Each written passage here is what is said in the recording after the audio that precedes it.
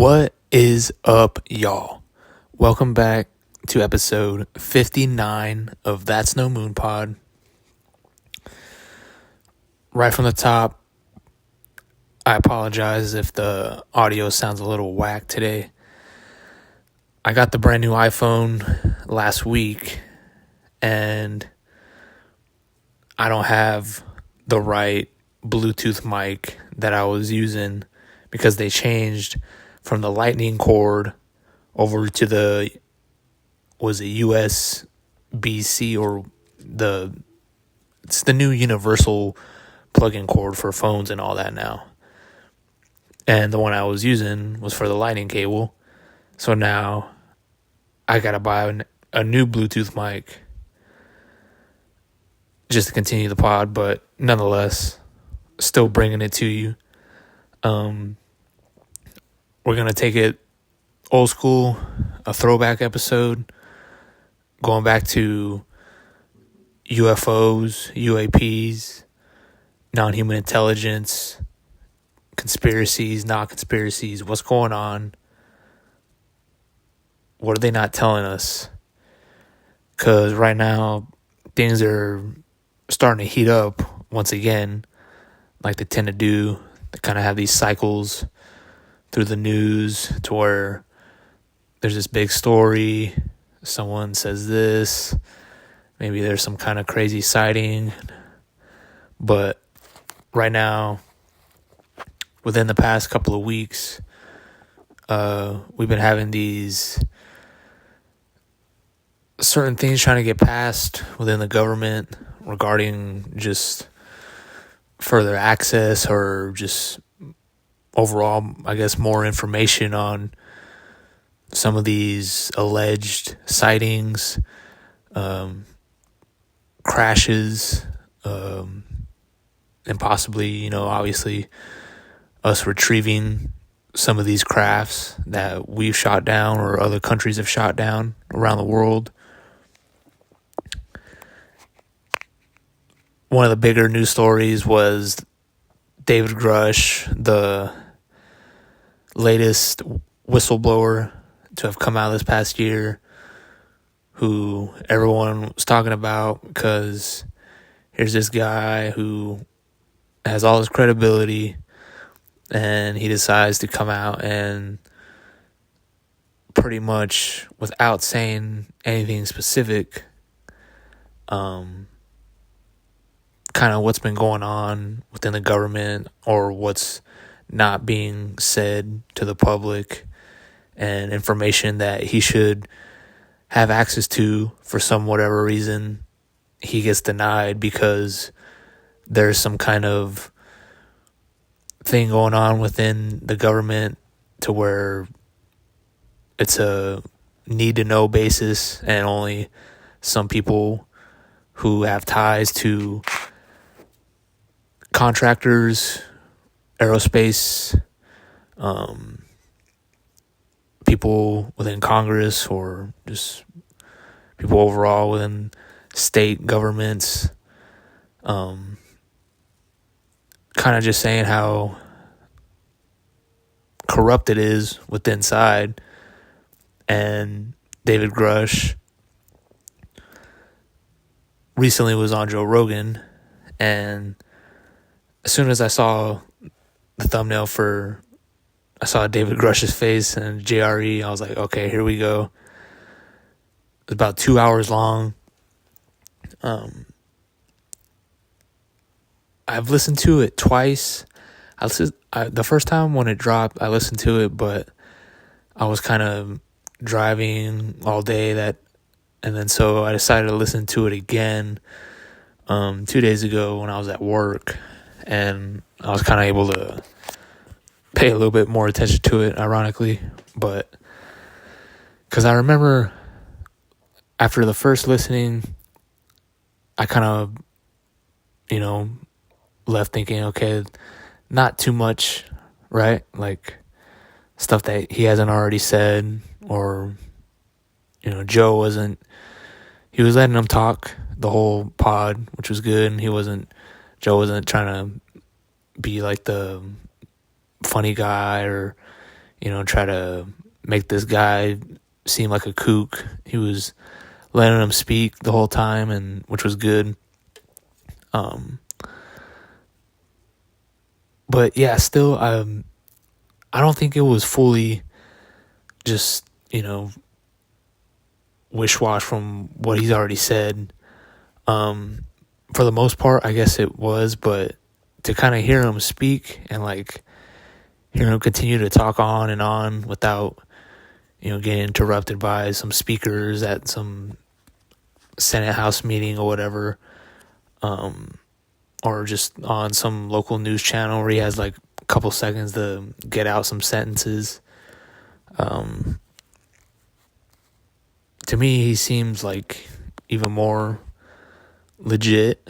You could tell he would get emotional in some parts to where he would be talking about some kind of situation going on with his friends, or just the people overall who would deny him access or not give him permission to do certain things, and those people wind up being funded by these big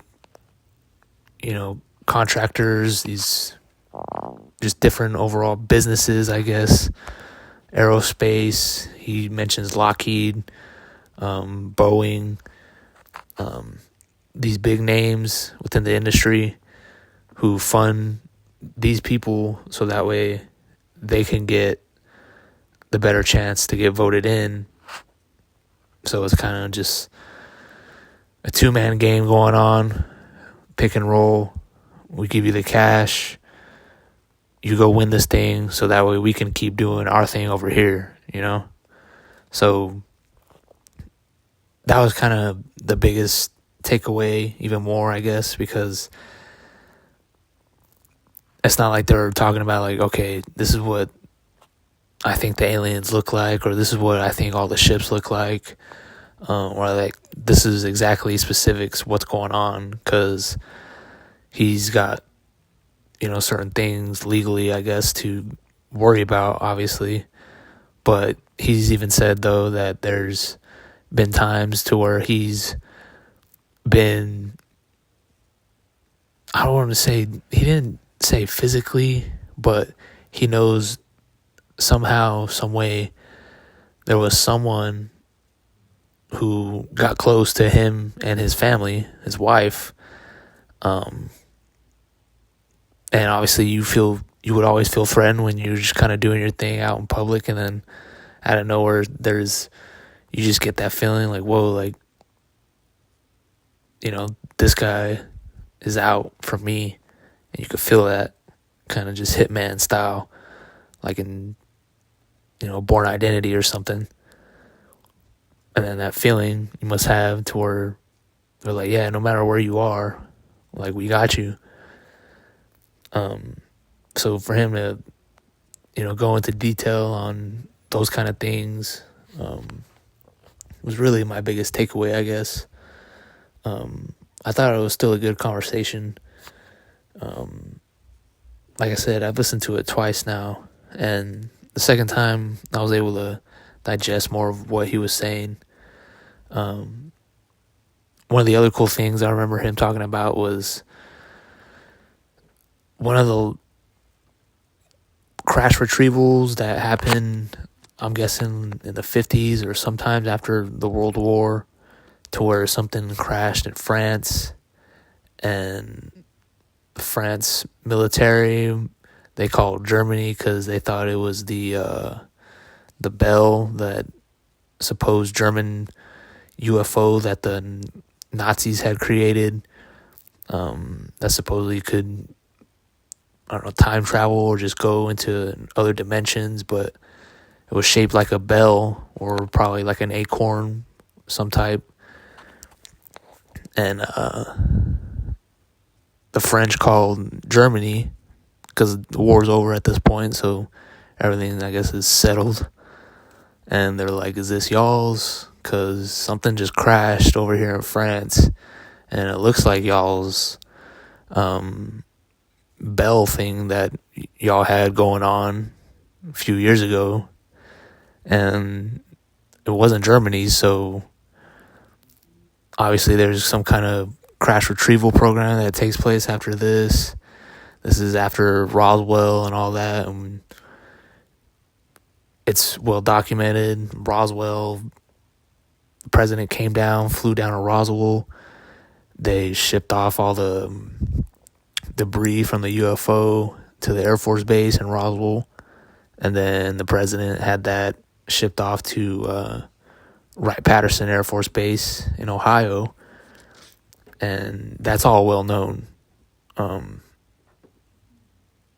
And this one that takes place, David Grush was telling the story, and this was just one instant that he knows about, and he couldn't go into detail about any other ones, but he inferred that, yeah, it's not like Roswell and then this one, that's it. There's like, you could go way back in time,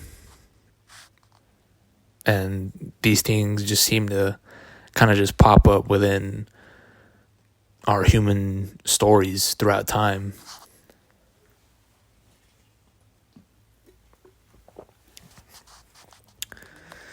But I mean, obviously, a lot of people probably say too, well, yeah, nothing really was new that was said overall.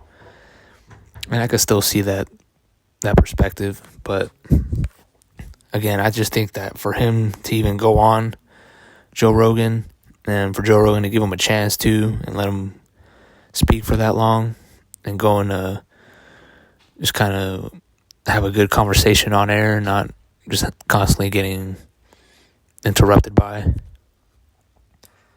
That, to me, I think easily is the best part of all this, because it just pushes everything further and gets us closer to these things that people are trying to get past.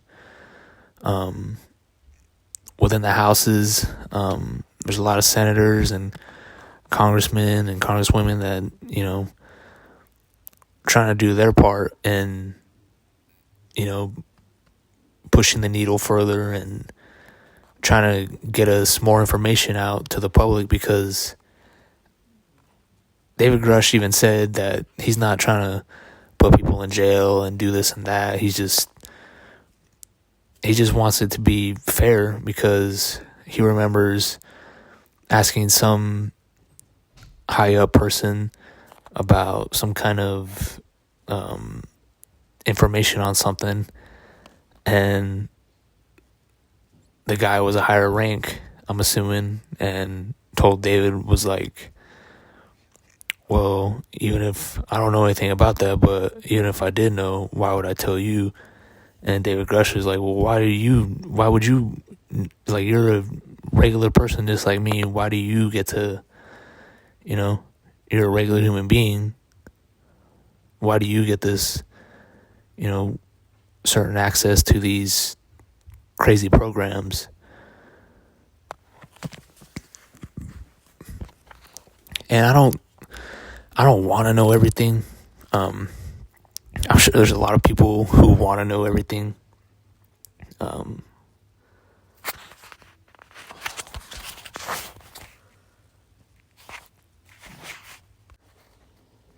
But generally, I really don't want to know everything.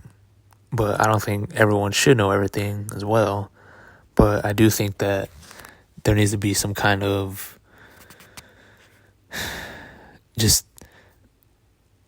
there's just too much not being said for whatever reason. And it just goes into, again, the people that are getting funded by, and these corporations, these contractors who want to keep their business going how it's going right now. It's all greed. That's all it is at the end of the day. And sooner or later, everything's going to have to, well, maybe not everything, but things got to come out to where it's like, okay, this has been going on for this long.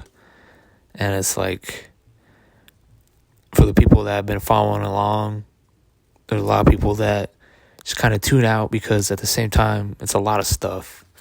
I always find myself too just thinking like, God, there's just so much. It's not just, there's things crashing, Roswell, all these different stories, alien abductions, those are just the surface level within what actually is going on. There's so many people involved throughout the years who've either fought to cover it up or fought to get the information out and do these investigations and research. And it's just been this long-lasting fight, this inside battle of people from the inside versus the people on the outside trying to get in. And I don't know, people sometimes would say, like, would we be able to keep secrets like that? Are we even capable? I mean, nowadays, everything leaks movie-wise. So much information can just leak out on the internet. But I think when it comes to certain topics like this, to where it's like you can go to the most extreme measures possible to make sure that whoever is in the room or whoever is on the need-to-know basis, you can somehow find a way to convince everyone that, look, whatever goes on here, that's it stays in here. And outside, you just go and do your thing, live your life. And I'm sure the pay is right, obviously. Everything's copacetic, then I'm pretty sure you could convince a good amount of people to do that for a good living. So to me, I think, yeah, it's way possible for governments to have certain projects and just certain different agencies that no one knows about besides the people that are in them, which is wild. But again, it's not like we haven't been warned about this or have been given some kind of clues or information on things like this going on. I saw some crazy video on Twitter of some, I don't know if it was like Freemasons or some kind of weird cult group, and they were like in some kind of, it looked like a bingo hall room or something like that, and some dude was in like, he had like some kind of outfit on, and he was like in a G-string or something, and these dudes were just like pledging, and they had all their flags behind them, and I'm like, dude, these things go on in just random spots throughout the world at all times, and no one knows about it, right? Besides the people who are in that bingo hall or whatever, pledging to some crazy stuff.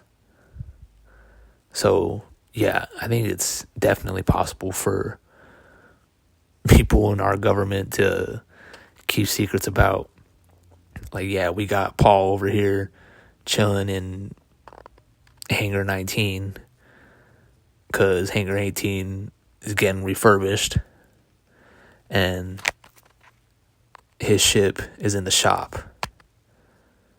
You know what I mean? So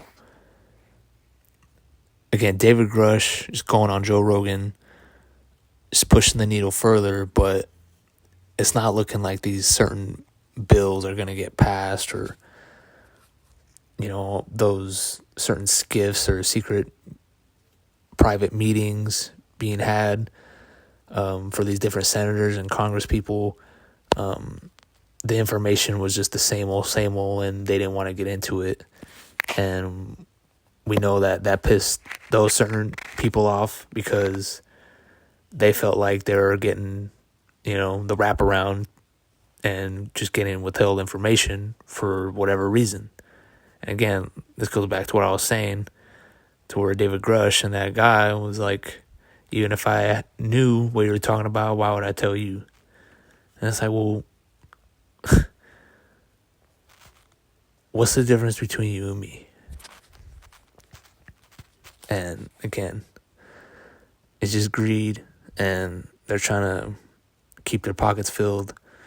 But the more and more stuff comes out, I heard something to where that former Marine, a few episodes back, I was talking about, I think it was in Indonesia, to where him and his crew, they're deployed, and they stumble upon this group of like military style, but kind of black ops looking, like no label or IDs or anything like that.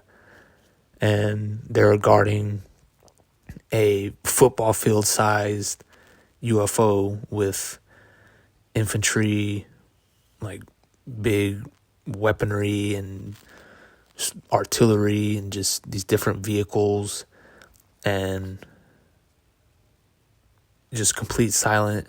And these military black ops guys confiscate their weapons, their IDs, and they're thinking that they're about to get got right there on the spot, but because of what they're just looking at, and then they see the thing take off, and he said it was just like a blur, like in the sky, just how it levitated off the sky, and then it's like in an instant, in a blink, it just looked like a blur of like just dark color, and it was gone.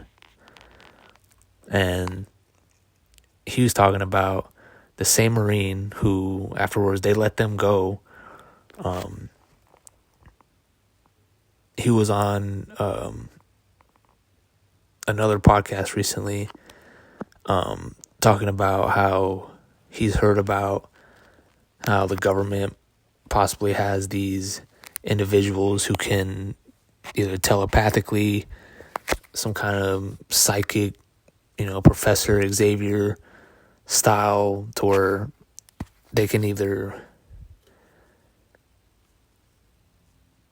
put themselves in a certain area and they could see things, to where they could just put their minds somehow and in a way teleport to a specific location without physically being there, or even possibly putting certain things into people's minds. Again, just like Professor X, even though he wouldn't do nothing, nothing for bad. But this Marine who saw that giant UFO with his crew supposedly said that he's heard of people that are using it for possibly doing some kind of dirty work with that telepathy. And I think, if you go back to just way back in time, to where the people that were living like all on this land and this territory that we live on right now, and the rituals, and just think of all the Aztecs in Mexico, and people just have certain connections with their mind throughout time, and they could find some kind of spirituality within themselves, and can possibly have some kind of communication with something else, without physically, but just through the mind. I think it's more than possible that there's people that have some kind of abilities. They could somehow harness some kind of energy and push it outward, to where, they have just this crazy ability to do these, X-Men mutant type powers. I don't know if that's, gonna make it onto any of the headline news anytime soon, but that's just a little nugget again I heard recently. The Corridor crew, they debunked, I guess, the plane video to where those 3 orbs are flying around the airplane, and then the airplane just vanishes into that portal or whatever from the infrared camera. I don't know. That video is just so crazy. I've heard people say that for someone to make that video in 2014, it would take forever, and it's just too perfect of a job to have been CGI'd back then. And the corridor crew is just pretty much saying, well, we could do it like right now within an hour or whatever. But again, that's with their new, I'm sure they got all the best, tech and all the different programs, all the computers. They got the best of the best probably. So I'm sure they could probably make a video just like that within an hour for sure, which I think they should. But it's always funny when those dudes, they give their take on it because, everyone on Twitter is all arguing in the comments and the subtweets, and just reading the comments is always funny, reading what other people's opinions are. And, but again, you can't let anything else from the outside affect what you still believe.